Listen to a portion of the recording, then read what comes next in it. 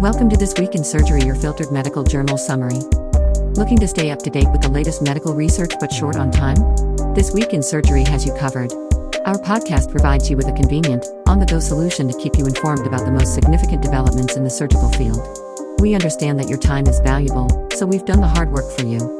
Each episode offers a filtered and concentrated summary of key journal articles, allowing you to stay informed without the need to sift through pages of research papers.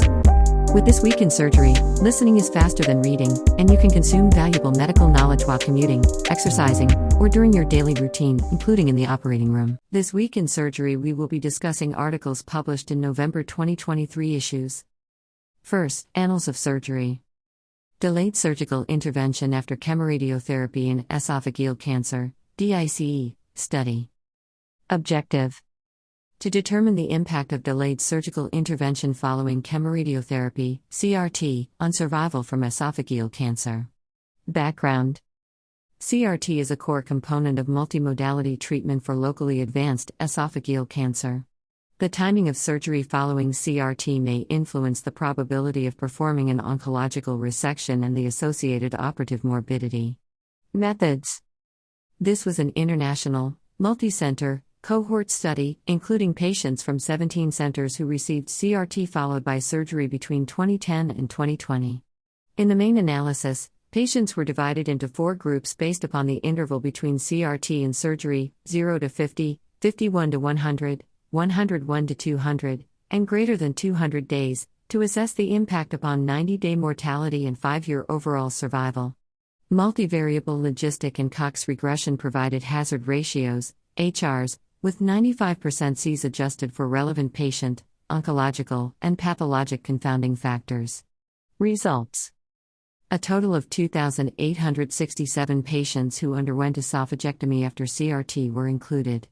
After adjustment for relevant confounders, prolonged interval following CRT was associated with an increased 90-day mortality compared with 0 to 50 days, reference, 51 to 100 days, HR equals 1.54, 95% C, 1.04 to 2.29, 101 to 200 days, HR equals 2.14, 95% C, 1.37 to 3.35, and greater than 200 days, HR equals 3.06, 95% C, 1.64 to 5.69. Similarly, a poorer 5-year overall survival was also observed with prolonged interval following CRT compared with 0 to 50 days, reference, 101 to 200 days, HR equals 1.41, 95% C, 1.17 to 1.70, and greater than 200 days, HR equals 1.64, 95% C, 1.24 to 2.17. Conclusions: prolonged interval following CRT before esophagectomy is associated with increased 90-day mortality and poorer long-term survival. Further investigation is needed to understand the mechanism that underpins these adverse outcomes observed with a prolonged interval to surgery.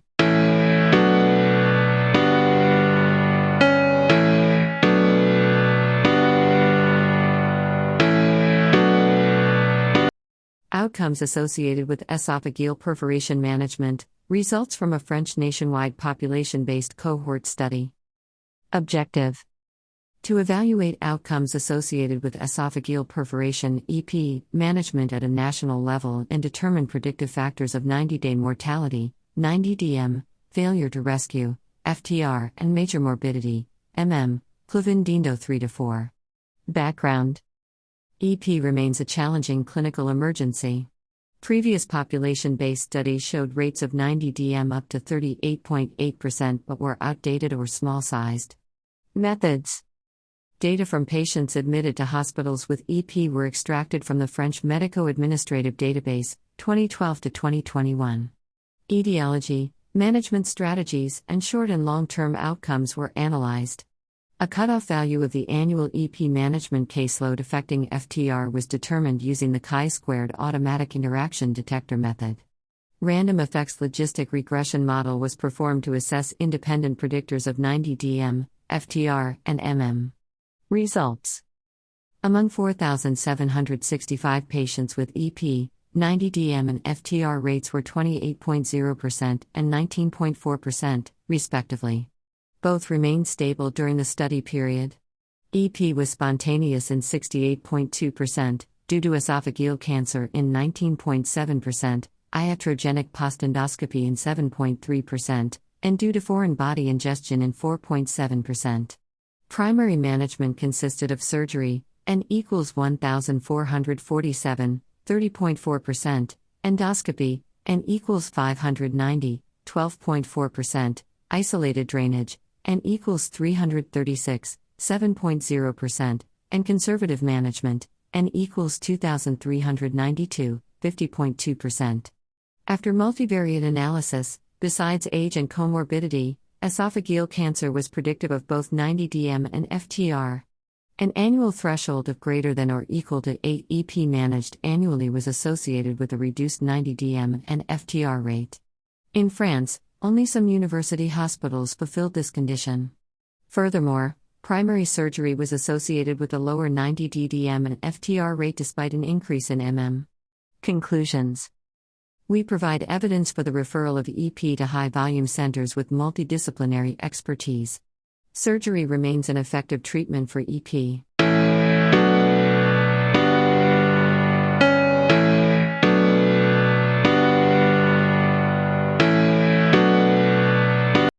Surgery for primary aldosteronism in France from 2010 to 2020, results from the French-speaking Association of Endocrine Surgery, AFCE, Eurocrine study group.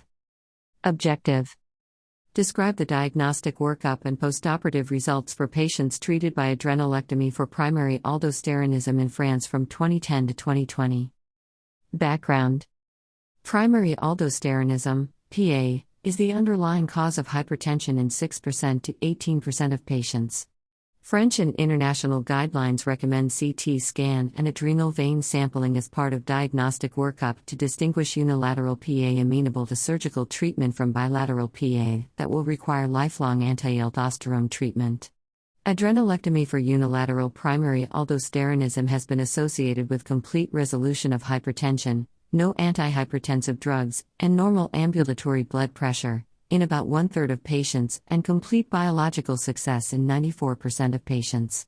These results are mainly based on retrospective studies with short follow-up and aggregated patients from various international high-volume centers.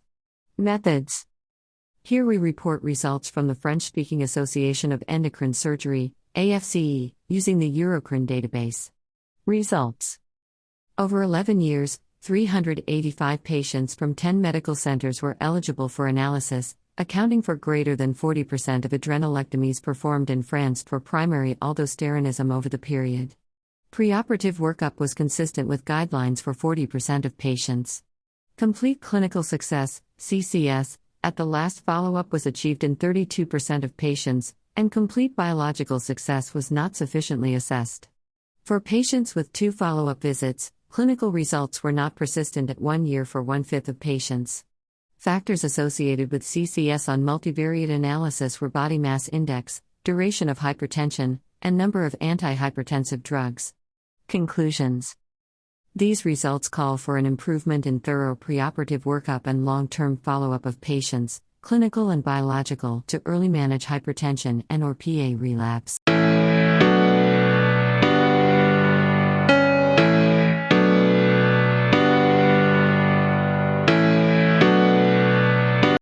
Risk-benefit balance of simultaneous gastric bypass or sleeve gastrectomy and concomitant cholecystectomy, a comprehensive nationwide cohort of 289,627 patients. Objective: to assess the relevance of concomitant laparoscopic metabolic bariatric surgery, MBS, and cholecystectomy.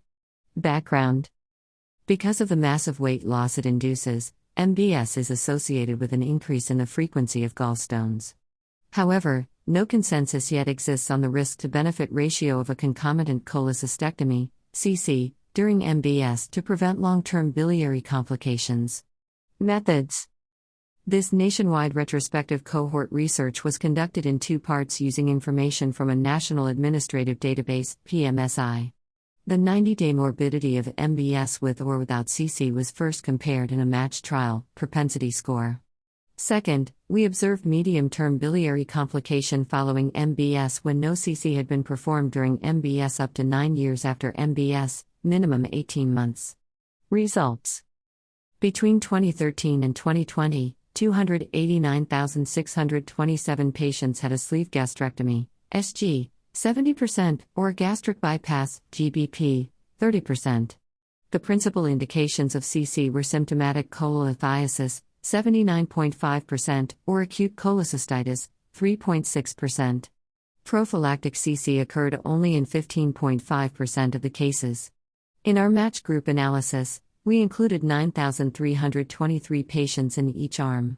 The complication rate at day 90 after surgery was greater in the CC arm, odds ratio equals 1.3, 1.2 to 1.5, p less than 0.001, independently of the reason of the CC. At 18 months, there was a 0.1% risk of symptomatic gallstone migration and a 0.08% risk of biliary pancreatitis. At 9 years, 20.5 plus or minus 0. 52% of patients underwent an interval cholecystectomy. The likelihood of interval cholecystectomy decreased from 5.4% per year to 1.7% per year after the first 18 months. The whole cohort, risk at 18 months of symptomatic gallstone migration was 0.1%, of pancreatitis 0.08%, and of ehinocolitis 0.1%. Conclusion. CC during SG and GBP should be avoided. In the case of asymptomatic gallstones after MBS, prophylactic cholecystectomy should not be recommended.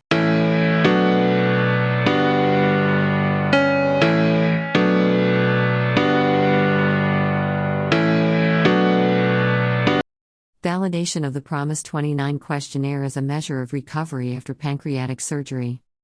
Objective: to contribute evidence for the reliability, construct validity, and responsiveness of the patient-reported outcomes measurement information system 29, PROMIS 29, profile questionnaire as a measure of recovery after pancreatic surgery.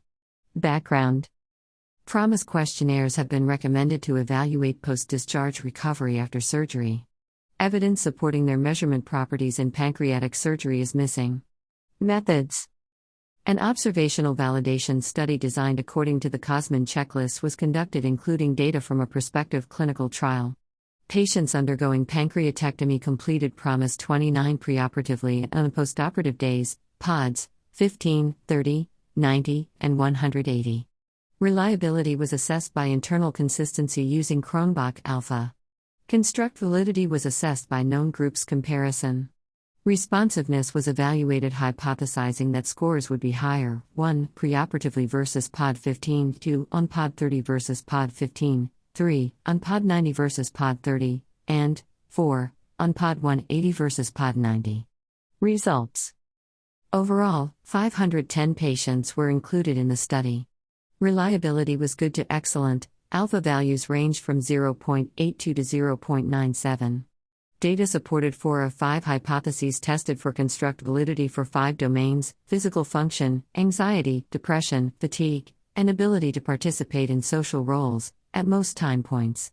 Responsiveness hypotheses 1, 2, and 3 were supported by the data for physical function, fatigue, sleep disturbance, pain interference, and ability to participate in social roles domains. Conclusions: PROMIS had excellent reliability, discriminated between most groups expected to have different recovery trajectories, and was responsive to the expected trajectory of recovery up to 90 days after surgery. Our findings support the use of PROMIS 29 profile as a patient-reported outcome measure of post-discharge recovery after pancreatectomy.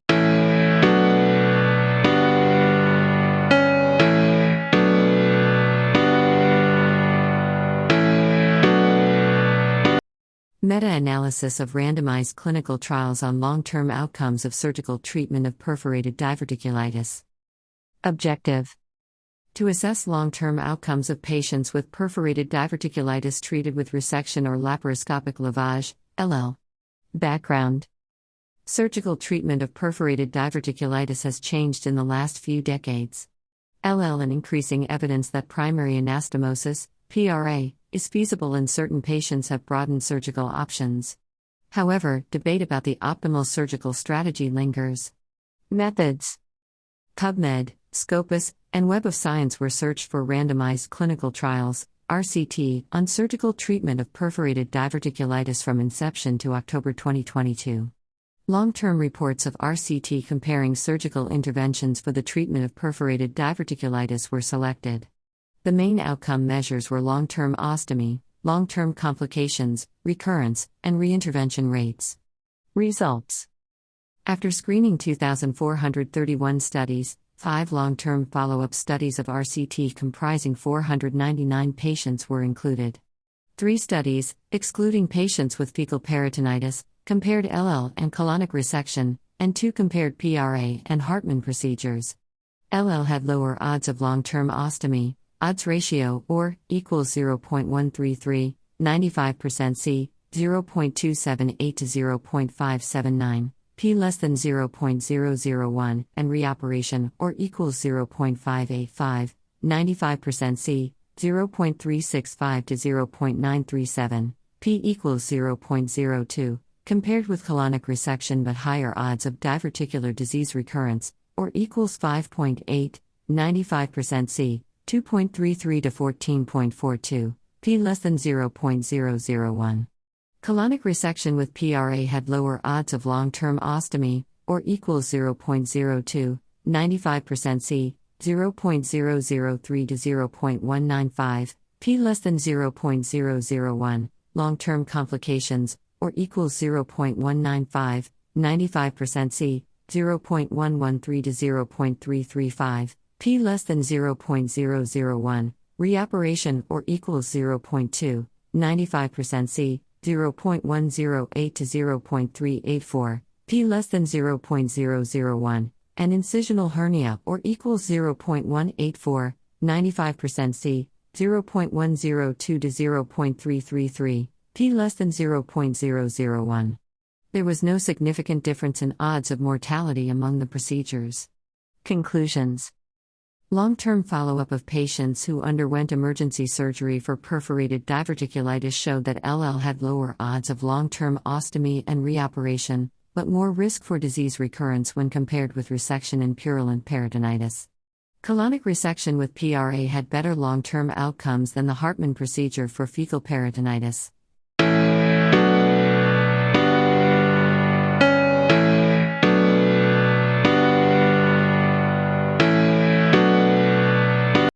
A prospective clinical trial to evaluate mesothelin as a biomarker for the clinical management of patients with esophageal adenocarcinoma. Objective: to investigate the utility of serum-soluble mesothelin-related peptide, SMRP, and tumor mesothelin expression in the management of esophageal adenocarcinoma, ADC. Background: clinical management of esophageal ADC is limited by a lack of accurate evaluation of tumor burden, treatment response, and disease recurrence. Our retrospective data showed that tumor mesothelin and its serum correlate, SMRP, are overexpressed and associated with poor outcomes in patients with esophageal ADC. Methods: serum SMRP and tumoral mesothelin expression from 101 patients with locally advanced esophageal ADC were analyzed before induction chemoradiation, pretreatment, and at the time of resection, post-treatment, as a biomarker for treatment response, disease recurrence, and overall survival, OS. Results: pre- and post-treatment serum SMRP was greater than or equal to 1 nm in 49% and 53%, and pre- and post-treatment tumor mesothelin expression was greater than 25% and 35%, and 46% of patients, respectively. Pretreatment serum SMRP was not significantly associated with tumor stage, P equals 0.9, treatment response, radiologic response, P equals 0.4, pathologic response, P equals 0.7, or recurrence, P equals 0.229. Pretreatment tumor mesothelin expression was associated with OS, hazard ratio, 2.08, 95% C, 1.14 to 3.79, P equals 0.017, but had no statistically significant association with recurrence, P equals 0.9. 3-year OS of patients with pretreatment tumor mesothelin expression of less than or equal to 25% was 78%, 95% C, 68% to 89%, compared with 49%, 95% C, 35% to 70%, among those with greater than 25%. Conclusions. Pretreatment tumor mesothelin expression is prognostic of OS for patients with locally advanced esophageal ADC, whereas serum SMRP is not a reliable biomarker for monitoring treatment response or recurrence.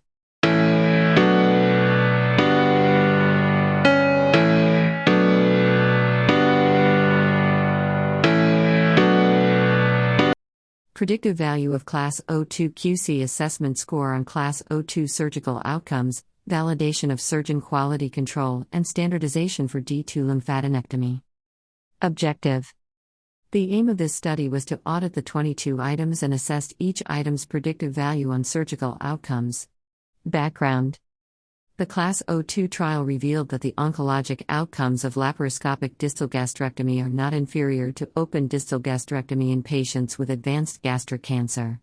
The surgeons participating in this trial were chosen based on the assessment scores from the Class O2 QC trial, which used 22 items for standardization of D2 lymphadenectomy and quality control. Methods. We reviewed proficiency scores, PSs, for 22 items for 20 surgeons who participated in Class O2. The surgeons were divided into two groups according to PS, and the perioperative outcomes of 924 patients enrolled in Class O2 were compared between groups. Each item's predictive value for perioperative outcome was then assessed using multivariable regression models. Results. Of the total 924 patients, 529 were operated on by high-score surgeons, high PS, and 395 were operated on by low-score surgeons, low PS. High PS group had less intraoperative blood loss, longer operation times and fewer complications, major complications, reoperations, and shorter first flatus and hospital stay than low PS group, p equals 0.006, p less than 0.001, p less than 0.001, p less than 0.001, p equals 0.042, p equals 0.013, and p less than 0.001 respectively. Some items used in Class O2 QC predicted perioperative outcomes, such as intraoperative blood loss, major complications, reoperation, and hospital stay. Conclusions. Although this study only analyzed data associated with qualified surgeons, the 22 items effectively assessed the surgeons based on PS. A high score was associated with longer operation times, but better perioperative outcomes.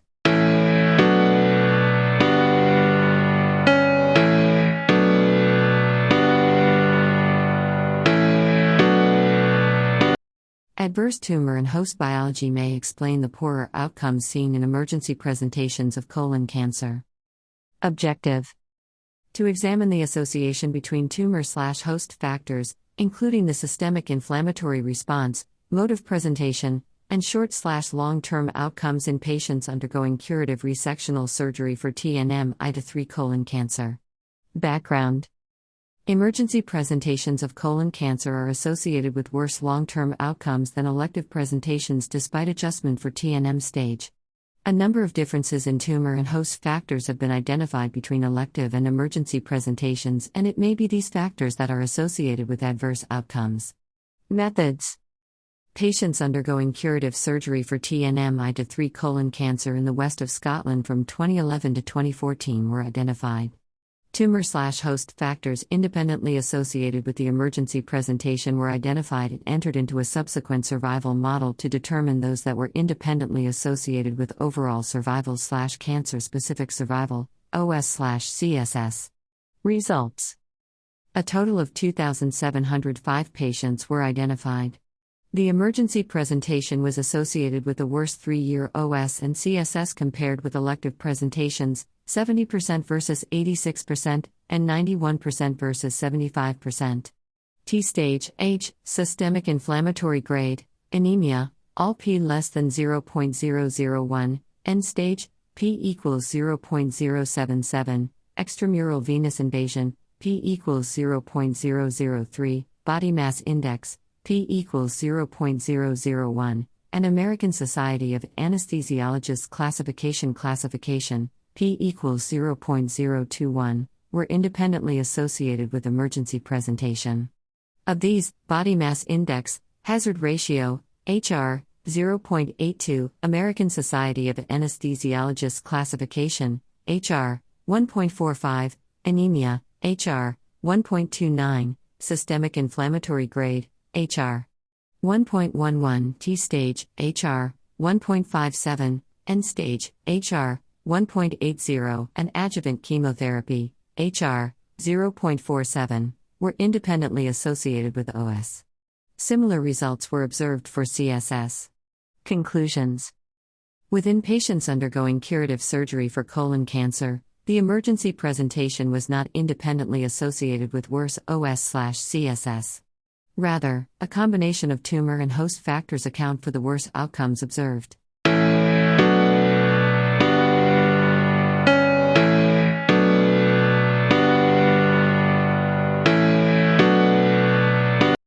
Next article is from Journal of American Medical Association Surgery. Hyperthermic intraperitoneal chemotherapy after interval cytoreductive surgery for patients with advanced stage ovarian cancer who had received neoadjuvant chemotherapy. Importance: hyperthermic intraperitoneal chemotherapy, HIPEC, followed by interval cytoreductive surgery, ICS, has shown survival benefits for patients with advanced stage ovarian cancer. However, there is still a lack of consensus regarding the integration of HIPEC into clinical practice. Objective: to evaluate the safety and effectiveness of ICS with HIPEC compared with ICS alone in clinical practice for patients with advanced stage ovarian cancer. Design, setting, and participants. This prospective, multi-center, comparative effectiveness cohort study enrolled 205 patients with stage 3 or 4 ovarian cancer who had received at least 3 cycles of neoadjuvant chemotherapy followed by ICS with HIPEC or ICS without HIPEC at 7 Korean gynecologic oncology group institutions between September 1, 2017, and April 22, 2022. 9 patients were excluded because they did not meet the inclusion criteria. Exposures: neoadjuvant chemotherapy followed by ICS with HIPEC or ICS without HIPEC. Main outcomes and measures: the primary endpoint was progression-free survival, PFS. Overall survival, OS, and the safety profile were the key secondary endpoints. Results: this study included 196 patients, median age, 58.0 years, range, 38 to 82 years, of whom 109 underwent ICS with HIPEC and 87 underwent ICS without HIPEC. The median duration of follow-up was 28.2 months, range, 3.5 to 58.6 months.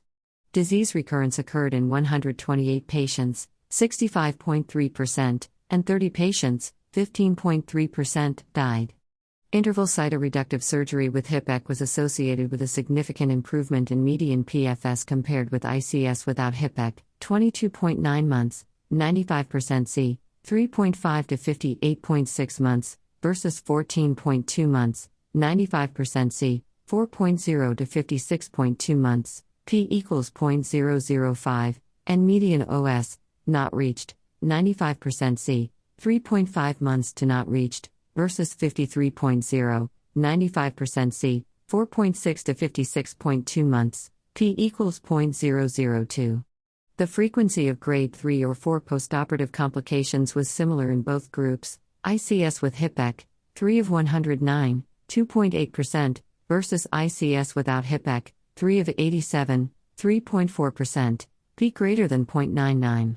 Among patients with recurrence, the frequency of peritoneal recurrence was lower in the ICS with HIPEC group than in the ICS without HIPEC group, 21 of 64, 32.8%, versus 41 of 64, 64.1%, p equals 0.001.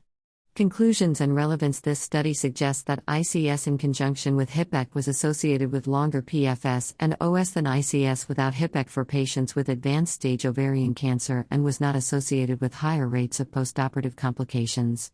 The lower rate of peritoneal recurrence after HIPEC may be associated with improved OS.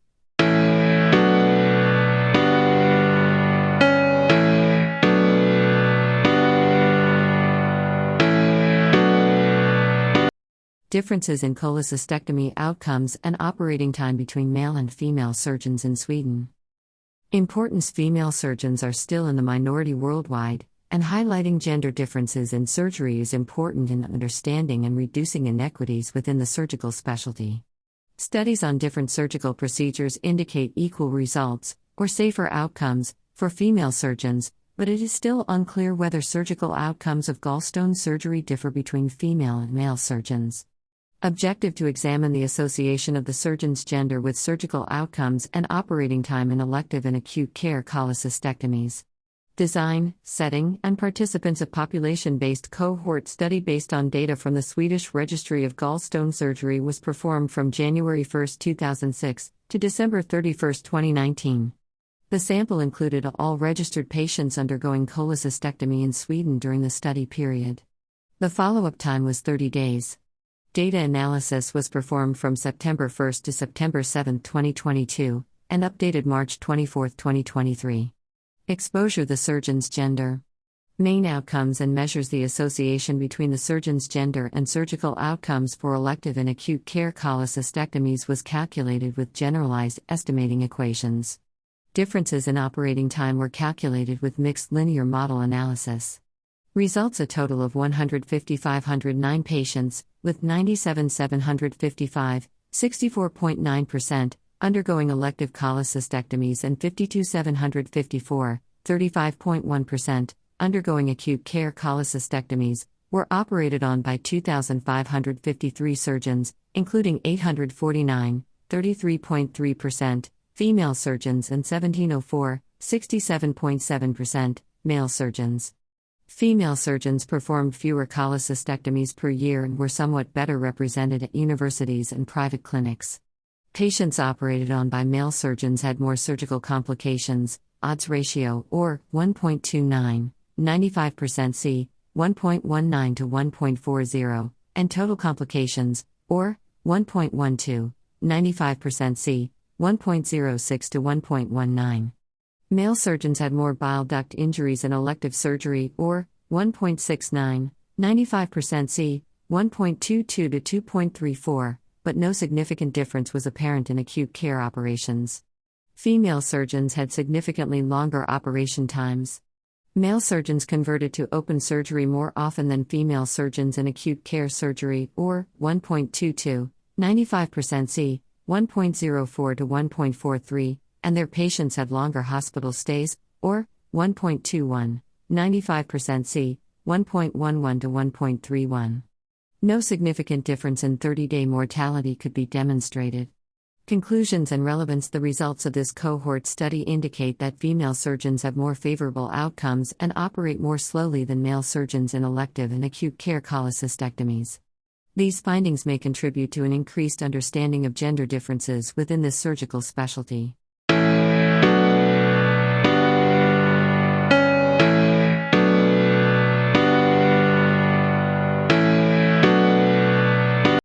Next article is from British Journal of Surgery. Standardized trauma intake form with clinical decision support prompts improves care and reduces mortality for seriously injured patients in non-tertiary hospitals in Ghana, Step-Wedge Cluster Randomized Trial. Background. The WHO Trauma Care Checklist improved key performance indicators, KPIs, of trauma care at tertiary hospitals. A standardized trauma intake form, TIF, with real-time clinical decision support prompts was developed by adapting the WHO Trauma Care Checklist for use in smaller low- and middle-income country hospitals, where care is delivered by non-specialized providers and without trauma teams. This study aimed to determine the effectiveness of the TIF for improving KPIs in initial trauma care and reducing mortality at non-tertiary hospitals in Ghana. Methods. A step-wedge cluster randomized trial was conducted by stationing research assistants at emergency units of 8 non-tertiary hospitals for 17.5 months to observe management of injured patients before and after introduction of the TIF. Differences in performance of KPIs in trauma care, primary outcomes, and mortality, secondary outcome, were estimated using generalized linear mixed regression models. Results. Management of 4,077 injured patients was observed, 2067 before TIF introduction, 2010 after.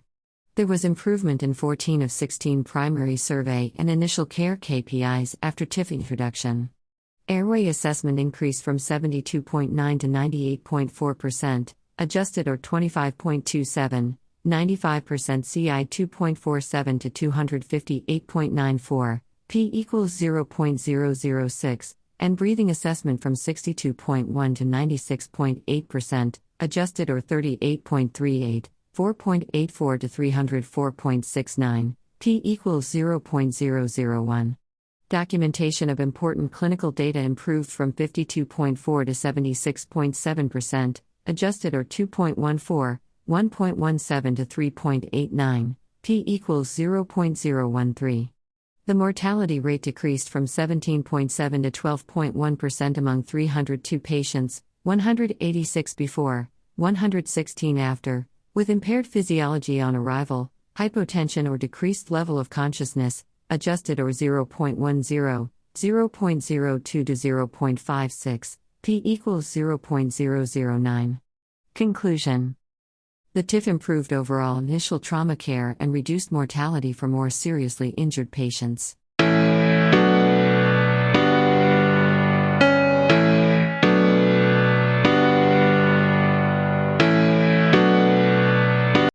Liver transplantation for elderly patients with early-stage hepatocellular carcinoma.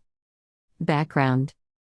Although liver resection is a viable option for patients with early-stage hepatocellular carcinoma, HCC, liver transplantation is the optimal treatment. The aim of this study was to identify characteristics of liver transplantation for elderly patients, and to assess the therapeutic benefit derived from liver transplantation over liver resection. Methods. This was a population-based study of patients undergoing liver transplantation for HCC in the USA between 2004 and 2018. Data were retrieved from the National Cancer Database. Elderly patients were defined as individuals aged 70 years and over. Propensity score overlap weighting was used to control for heterogeneity between the liver resection and liver transplantation cohorts. Results. Among 4,909 liver transplant recipients, 215 patients, 4.1%, were classified as elderly. Among 5,922 patients who underwent liver resection, 1907, 32.2%, were elderly. Elderly patients who underwent liver transplantation did not have a higher hazard of dying during the first 5 years after transplantation than non-elderly recipients. After propensity score weighting, liver transplantation was associated with a lower risk of death than liver resection. Other factors associated with overall survival included diagnosis during 2016 to 2018, non-white/non-African American race, and alpha-fetoprotein level over 20 nanograms/dl. Conclusion. Elderly patients with HCC should not be excluded from liver transplantation based on age only. Transplantation leads to favorable survival compared with liver resection.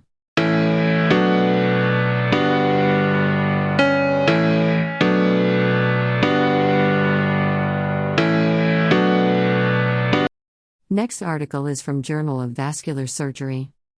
The value of wound, ischemia and foot infection classification in patients undergoing endovascular therapy. Objective. This study aimed to evaluate the correlation between the Society for Vascular Surgery, SVS, wound, ischemia and foot infection, Wi-Fi, classification system and clinical outcomes for 1-year limb amputation-free survival, AFS, freedom from reintervention, and wound healing rate in a cohort of patients affected by chronic limb-threatening ischemia treated exclusively by endovascular procedures. Methods. We analyzed a prospective, consecutive cohort of 203 patients, 203 limbs, who underwent infrainguinal endovascular revascularization at a single center between March 2018 and January 2021. These patients were stratified into clinical stages 1 to 4 based on the SVS Wi-Fi classification and categorized into 2 groups, Wi-Fi 1 to 3, n equals 101 limbs, and Wi-Fi 4, n equals 102 limbs. The SVS objective performance goals of 1-year limb AFS, freedom from reintervention, and wound healing were compared between the groups and assessed using the Kaplan-Meier method. Angiographic lesion characteristics and angioplasty details were compared. Results. The average age was 72.4 years, 44.3% male, 85.2% had hypertension, 80.3% had diabetes, and 87.7% had tissue loss. There were statistical differences between the groups in 1-year limb AFS Kaplan-Meier rate between Wi-Fi clinical stages 1 to 3 group and Wi-Fi clinical stage 4 group, 82% versus 66%, respectively, p less than 0.001, but there was no statistical difference in freedom from reintervention and wound healing rates between the groups, 70% versus 64%, p equals 0.62, and 74% versus 79%, p equals 0.90 respectively. Owing to angiographic lesion characteristics, femoropopliteal and infrapopliteal segment distributions were similar between the groups, but there was a statistical difference in target lesion location to tibial vessels, 55.4% versus 71.6%, respectively, p equals 0.025. Conclusions. In this cohort of patients with chronic limb-threatening ischemia, SBS Wi-Fi clinical stage 4 had worse results in the 1-year limb AFS rate, but there was no statistical difference in freedom from reintervention and wound healing rates between the groups.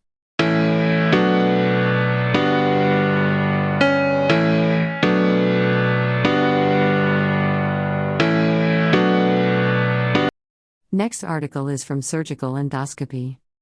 Meta-analysis on clinical outcomes of suprapapillary versus transpapillary stent insertion in malignant biliary obstruction. Background/aims. Endoscopic biliary stenting is an essential treatment for malignant biliary obstruction, MBO. However, the optimal location for the placement of metal stents, MS, or plastic stents, PS, during the management of MBO, whether above, suprapapillary, or across, transpapillary, the sphincter of Oddi, has not been thoroughly evaluated. This meta-analysis aims to compare the clinical outcomes associated with endoscopic retrograde cholangiopancreatography, ERCP-guided biliary stents placed above and across the in patients with MBO. Methods. A comprehensive search of electronic databases was carried out to identify studies published from inception to April 2022. The clinical outcomes examined including stent patency, stent occlusion, and overall adverse events, AEs, such as cholangitis, post-ERCP pancreatitis, PEP, cholecystitis, stent migration, and bleeding. The selection of a random effects model or fixed effects model was based on the presence of heterogeneity. Results. A total of 12 articles involving 751 patients were analyzed. The findings showed that the suprapapillary approach had longer stent patency compared to the transpapillary approach, mean difference, 38.58, 95% confidence interval 16.02 to 61.14, p less than 0.0001. Additionally, the suprapapillary approach was associated with a lower risk of stent occlusion and overall AEs, p equals 0.04, p equals 0.002, respectively, particularly in the incidence of PEP, p equals 0.009. The incidence of cholangitis, cholecystitis, stent migration, and bleeding were similar between the suprapapillary and transpapillary approaches. The subgroup analyses indicated that suprapapillary PS had a significant decrease in the incidence of stent occlusion and longer stent patency, while suprapapillary MS had a significant decrease in the incidence of overall AEs and PEP than the transpapillary approach. Conclusion. Compared with the transpapillary approach, the suprapapillary stent had superiority in longer stent patency, lower rates of stent occlusion and overall AEs, and notably, a lower incidence of PEP. The incidence of cholangitis, cholecystitis, stent migration, and bleeding were similar between the suprapapillary and transpapillary approaches. Further large-scale randomized controlled studies are needed to confirm our findings.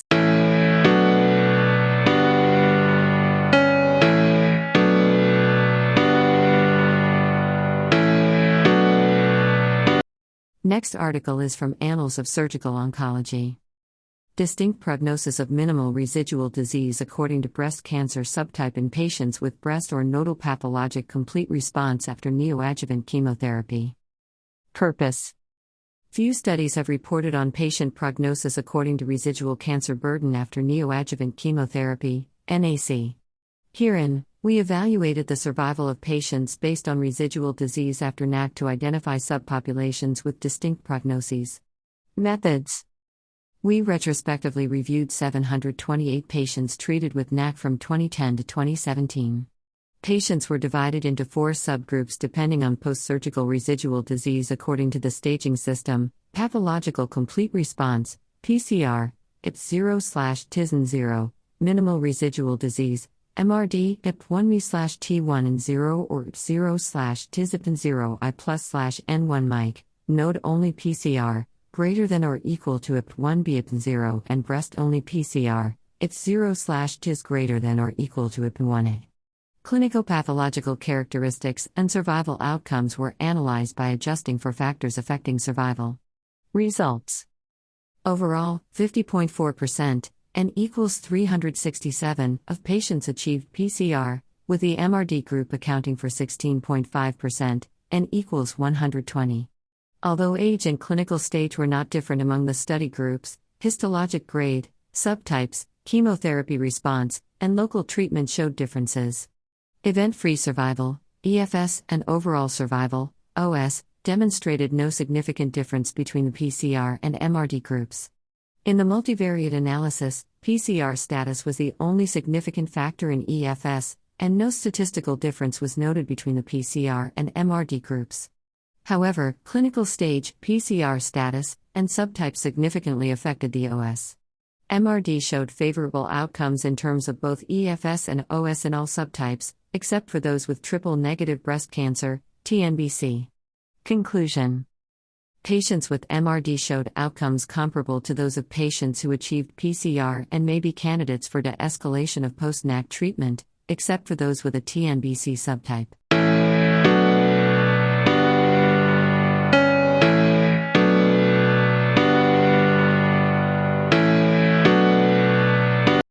Next article is from Obesity Surgery. Outcome of revisional bariatric surgery after failed sleeve gastrectomy, a German multi-center study. Purpose: sleeve gastrectomy, SG, is a common bariatric procedure that has been shown to be effective in both the short and long term, but it is not without risks, some of which necessitate revision or reduced surgery, RS. Materials and methods. GBSR, German Bariatric Surgery Registry, data were evaluated in this multi-center analysis. Short-term results: 1-year follow-up of RS, re-sleeve gastrectomy, Roux-en-Y gastric bypass, RIGB, omega loop gastric bypass, OLGB, and duodenal switch, DS, following primary SG, N equals 27,939, were evaluated. Results: of PSG patients, 7.9%, N equals 2195, needed revision surgery. 994 patients underwent the aforementioned 4 surgical procedures, 95 with RSG, 665 with RIGB, 141 with OLGB, and 93 DS. Loss of follow-up within 1 year 52.44%. The most common reasons for RS were weight regain and/or a worsening of pre-existing comorbidities. Regarding the operating time, RSG was the shortest of the 4 procedures, and DS was the longest. In general, there were no significant advantages of one procedure over another in terms of complication incidence in these categories. However, certain complications were seen more often after RSG and DS than with other redo procedures. There were significant differences in BMI reduction 1 year after surgery, RIGB 5.9, DS 10.1, OLGB 9.1, and RSG 9.1, p less than 0.001.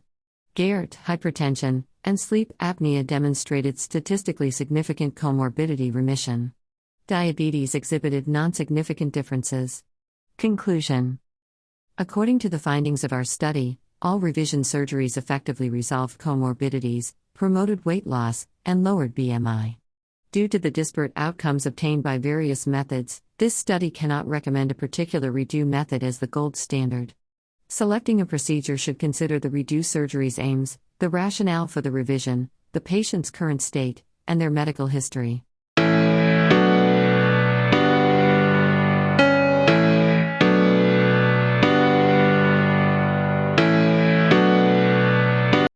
Next article is from Journal of the American College of Surgeons.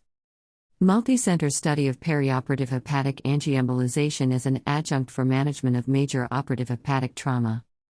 Background: The management of major liver trauma continues to evolve in trauma centers across the U.S. with increasing use of minimally invasive techniques. Data on the outcomes of these procedures remain minimal. The objective of this study was to evaluate patient complications after perioperative hepatic angioembolization as an adjunct to management of major operative liver trauma. Study design. A retrospective multi-institutional study was performed at 13 Level 1 and Level 2 trauma centers from 2012 to 2021. Adult patients with major liver trauma, grade 3 and higher, requiring operative management were enrolled. Patients were divided into two groups, angioembolization, A, and no angioembolization, no A. Univariate and multivariate analyses were performed. Results. A total of 442 patients were included with A performed in 20.4%, N equals 90 of 442 of patients. The A group was associated with higher rates of boloma formation, P equals 0.0007, intraabdominal abscess, P equals 0.04, pneumonia, P equals 0.006, deep vein thrombosis, P equals 0.0004, acute renal failure, P equals 0.004, and acute respiratory distress syndrome, P equals 0.0003, and it had longer ICU and hospital length of stay, P less than 0.0001. On multivariate analysis, the A had a significantly higher amount intraabdominal abscess formation, odds ratio 1.9, 95% C 1.01 to 3.6, P equals 0.05. Conclusions. This is one of the first multi-center studies comparing A and specifically operative high-grade liver injuries and found that patients with liver injury that undergo A in addition to surgery have higher rates of both intra and extra-abdominal complications. This provides important information that can guide clinical management.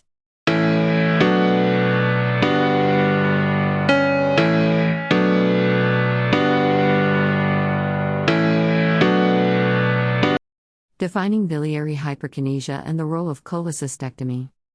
Background. Functional gallbladder disorder is most commonly defined by biliary colic and low ejection fraction, F, on cholecystography. Biliary hyperkinesia is a controversial type of functional gallbladder disorder, and its definition and the role of cholecystectomy in treating functional gallbladder disorder remains unclear. Study design. We conducted a retrospective review of patients who underwent cholecystokinin-stimulated cholecystography and cholecystectomy at 3 Mayo Clinic sites between 2007 and 2020. Eligible patients were 18 years or older, presented with symptoms of biliary disease, had an F greater than 50%, underwent cholecystectomy, and had no evidence of acute cholecystitis or cholelithiasis on imaging. We used receiver operating characteristics curve analysis to identify the optimal cutoff value that predicted symptom resolution within 30 days of cholecystectomy. Results. A total of 2,929 cholecystokinin-stimulated cholecystography scans were performed during the study period. The average F was 67.5% and the median F was 77%. Analyzing those with Fs greater than or equal to 50% yielded 1,596 patients with 141, 8.8%, going on to have cholecystectomy. No significant differences were found in age, sex, BMI, final pathology between patients with and without pain resolution. Using a cutoff F of 81% was significantly associated with pain resolution after cholecystectomy, 78.2% for F greater than or equal to 81% versus 60.0% for F less than 81%, P equals 0.03. Chronic cholecystitis was found in 61.7% of the patients on final pathology. Conclusions. We determined that an F cutoff of 81% is a reasonable upper limit of normal gallbladder F. Patients with biliary symptoms and an F greater than 81% but no evidence of biliary disease on ultrasound or scintigraphy can be classified as having biliary hyperkinesia. Based on our findings, we recommend cholecystectomy for this patient population.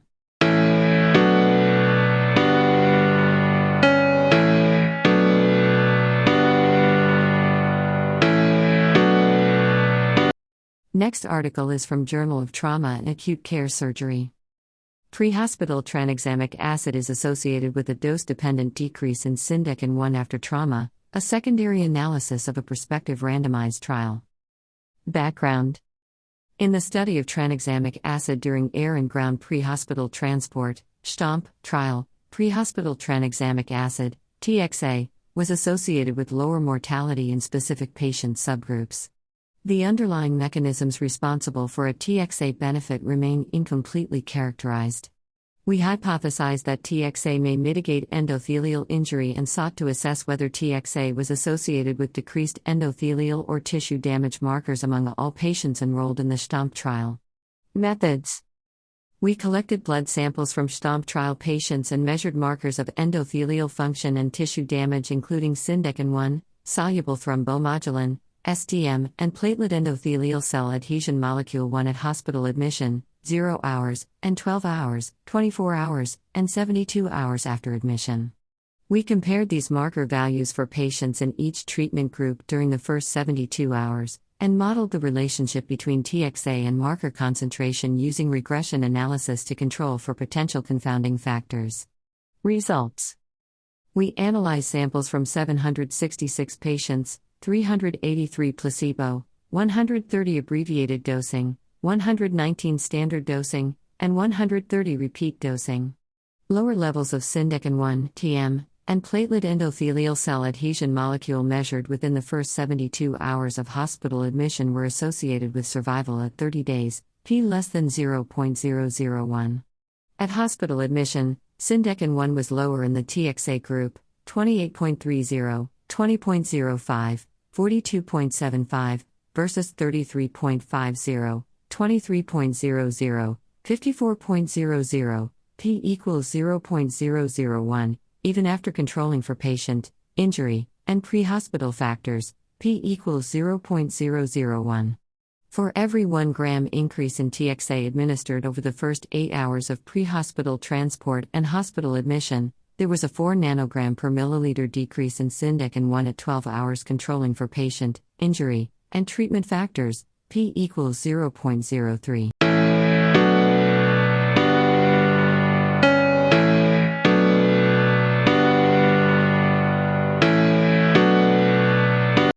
Early venous thromboembolism prophylaxis in patients with trauma intracranial hemorrhage, analysis of the prospective multi-center consortium of leaders in traumatic thromboembolism study. Background: the optimal time to initiate venous thromboembolism prophylaxis, DEP, for patients with intracranial hemorrhage, ICH, is controversial and must balance the risks of VTE with potential progression of ICH. We sought to evaluate the efficacy and safety of early DEP initiation of traumatic ICH. Methods: this is a secondary analysis of the prospective multi-center consortium of leaders in the study of thromboembolism study. Patients with head abbreviated injury scale score of greater than 2 and with immediate DEP held because of ICH were included. Patients were divided into DEP less than or equal to or greater than 48 hours and compared.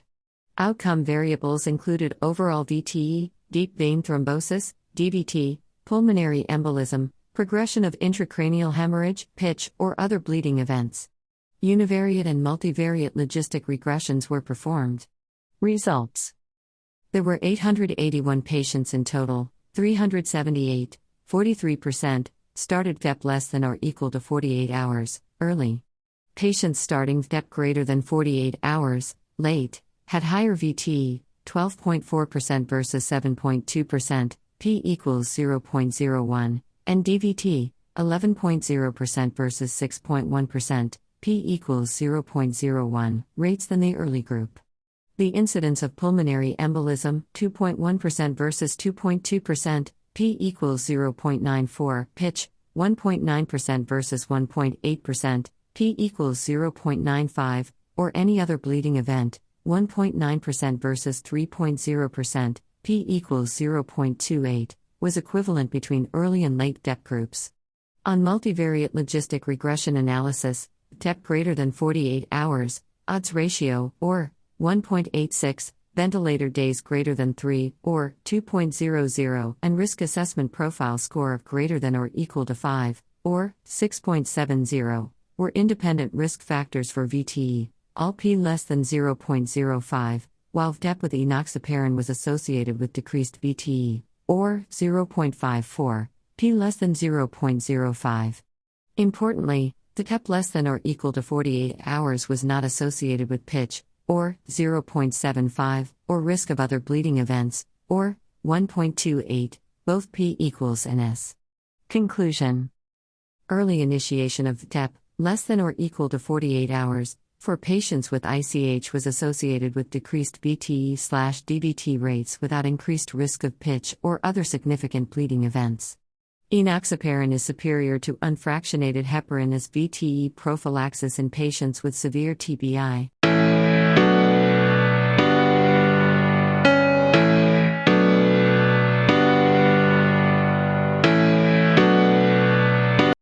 Next article is from the American Journal of Surgery. Distress Community Index as a predictor of presentation and postoperative outcomes in ventral hernia repair. Background. We evaluated the impact of socioeconomic status on presentation, management, and outcomes of ventral hernias. Methods. The Abdominal Core Health Quality Collaborative was queried for adult patients undergoing ventral hernia repair. Socioeconomic quintiles were assigned using the Distress Community Index, DCI, prosperous, 0 to 20, comfortable, 21 to 40, mid-tier, 41 to 60, at risk, 61 to 80, and distressed, 81 to 100. Outcomes included presenting symptoms, urgency, operative details, 30-day outcomes, and 1-year hernia recurrence rates. Multivariable regression evaluated 30-day wound complications. Results. 39,494 subjects were identified, 32,471 had zip codes, 82.2%.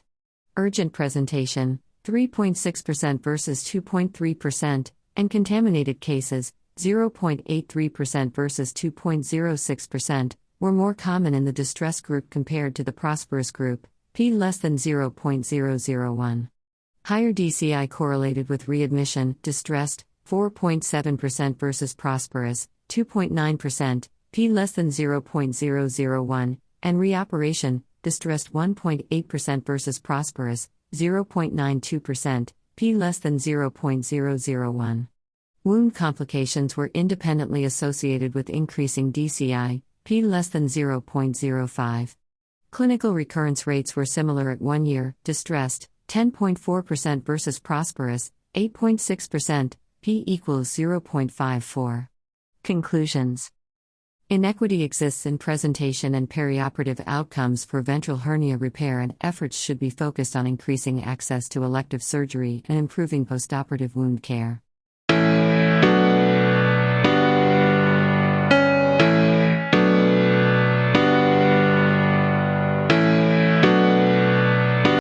Poor accessibility to consumer pricing exists for elective hernia repair surgery. Background. Hospital price transparency is federally mandated to improve consumer accessibility. We aim to evaluate how hospitals were complying with these regulations for elective hernia repairs. Methods. Searches were performed for different hospital systems in an attempt to find a price for the procedure using author's own health insurance. Data collected included time to reach the cost estimate tool, time to obtain price estimates, and price ranges. With prices for inguinal and ventral hernia repairs varying across the state's medical centers. Results. 14 medical centers across the country were included, all had a cost estimate calculator. The average success rate of obtaining a cost for inguinal hernia was 48%. Comparatively, the average success rate of obtaining a cost for ventral hernia was 12%. Of the successful searches for price, significant variation exists amongst the accessed hernia procedure cost. Conclusion. Despite federal mandates for hospital price transparency, online cost estimate calculators are underperforming, thus exposing a need for more accessible cost estimates for patients undergoing elective hernia repair.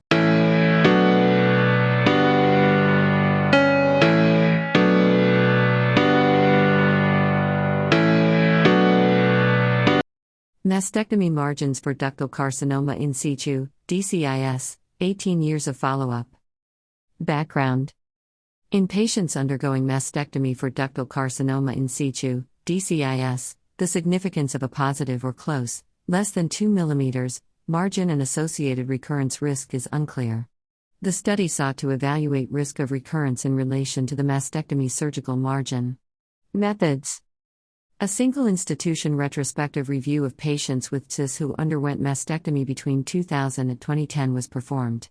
Patient demographics, tumor biology, margin status, and adjuvant therapy were recorded. The incidence of local recurrence, LR, distant metastasis were analyzed. Results: a total of 282 patients with CIS were identified. Overall, 12.3% of patients had a pathological positive/close margin, N equals 9 tumor on INC and N equals 36 less than 2 mm. Adjuvant radiation was administered to 11 patients with a positive or close margin. At a median follow-up of 12 years, LR was 3.4%, N equals 10. None of the patients with LR had a positive or close margin. Additionally, none of the patients who received radiation developed LR. Conclusion: risk of recurrence after mastectomy for CIS is low and appears to be unrelated to margin status or the use of radiation therapy.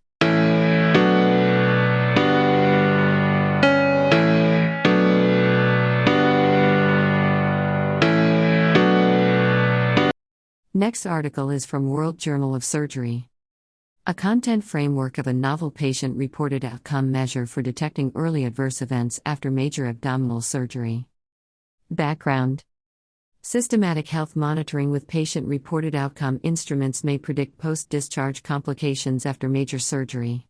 The objective of this study was to conceptualize a novel patient-reported outcome instrument for detecting early adverse events within 2 weeks of discharge after major emergency abdominal surgery and colorectal cancer surgery. Methods: this study was conducted in 2 phases.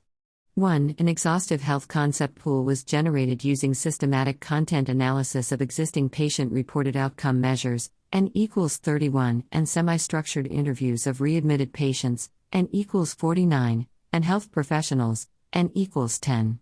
Concepts were categorized into 3 major domains: symptoms, functional status, and general health perception. We calculated the frequency of each health concept as the proportion of patients who experienced the respective concept prior to readmission. 2. Colorectal cancer surgeons, N equals 13, and emergency general surgeons, N equals 12, rated the relevance of each health concept, 1 equals irrelevant, 5 equals very relevant, in the context of detecting post-discharge adverse events. We selected concepts with either a high mean relevance score, greater than or equal to 4, or a combination of moderate mean relevance score and high patient-reported frequency, greater than or equal to 3 and greater than or equal to 20%, or greater than or equal to 2.5 and greater than or equal to 50%, respectively. Results: content analysis of existing items with additions from patients and experts resulted in 58 health concepts, of which the majority were distinct symptoms, N equals 40. The selection procedure resulted in 29 patient-reported health concepts relevant for detecting adverse events after discharge. Conclusion: the outlined framework provides content validity for future patient-reported outcome instruments detecting adverse events in the early post-discharge period after major emergency abdominal surgery and colorectal cancer surgery. Thank you for listening to This Week in Surgery, your filtered medical journal summary. Have a great week ahead, stay blessed and be humane.